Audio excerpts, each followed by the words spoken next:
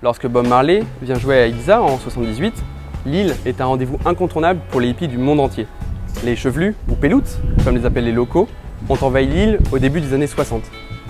La musique d'Hendrix, Zappa, Clapton et consorts rythmait la vie sur l'île oubliée par l'Espagne franquiste. Comment, en seulement 25 ans, cette petite île peuplée de paysans a pu devenir le paradis du flower power? En novembre 54, un agriculteur du nom de Juan Mari décide de créer un lieu pour rassembler les Ibicenco de San Carles de Peralta. Il crée Las Dalias, un lieu fait pour la fête. Ce sera les prémices de la culture hippie à Ibiza.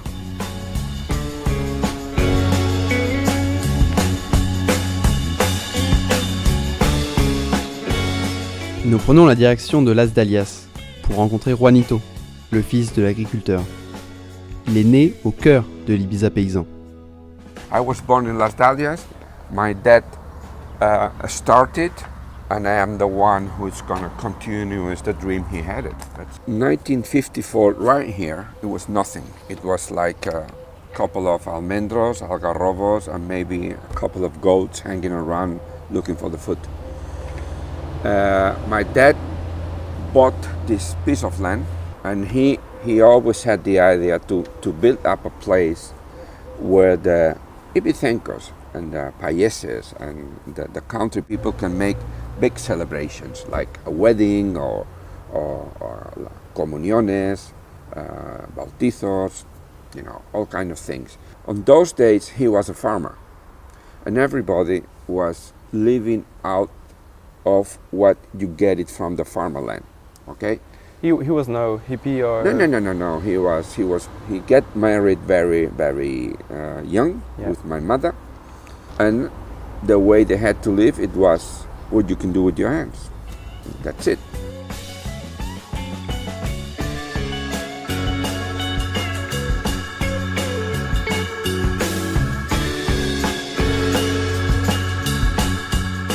En 1958, l'aéroport d'Ibiza est rénové. Les échanges vont se multiplier et les touristes également. On the 60s, it was big change because many people, they start hotels.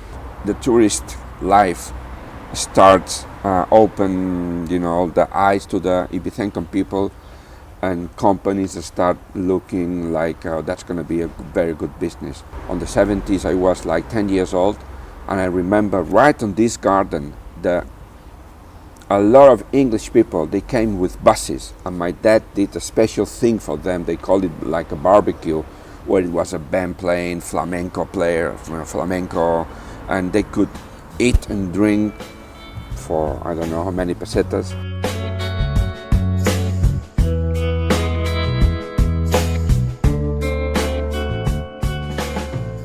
'80s was very good for Ibiza. It was great parties.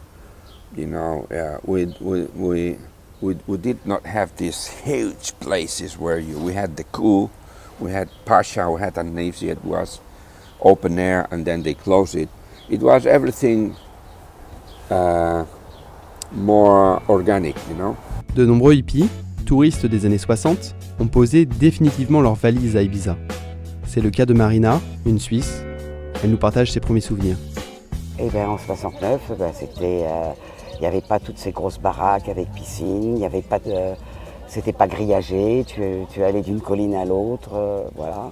Les Ibicenco, ils étaient très accueillants, très contents de voir des jeunes qui vivaient les pieds nus avec le chapeau de paille. Et maintenant, tout... Bah attends, le monde a évolué. Le tourisme a évolué, c'est devenu assez bling-bling, mais enfin, il y a encore un esprit d'Ibiza qui est un esprit de liberté que j'apprécie. Philippe, un franco-espagnol, a fait le tour du monde, et plusieurs fois. Pourtant, c'est à Ibiza qu'il s'est installé, à l'aube des années 70. J'étais déjà venu une fois quand j'étais très jeune, et j'ai beaucoup aimé l'île, l'atmosphère de l'île. Quelle différence t'as connue toi dans Ibiza? Ibiza, c'était une île où les gens étaent très libres. Ils faisaient ce qu'ils voulaient. C'était pas le temps de Franco où tout le monde s'espionnait, tout ça. Les gens, ils s'en foutent. C'est ce que j'aime bien. C'est la mentalité que j'ai beaucoup aimée ici. Aujourd'hui, même si leurs grandes années hippies sont derrière eux, Philippe et Marina ont gardé leur esprit de liberté. Quant à Juanito, il souhaite préserver le rêve de son père, Las Dalias. Un jour, il lèguera le lieu à son fils. Le rêve hippie d'Ibiza n'est pas totalement révolu.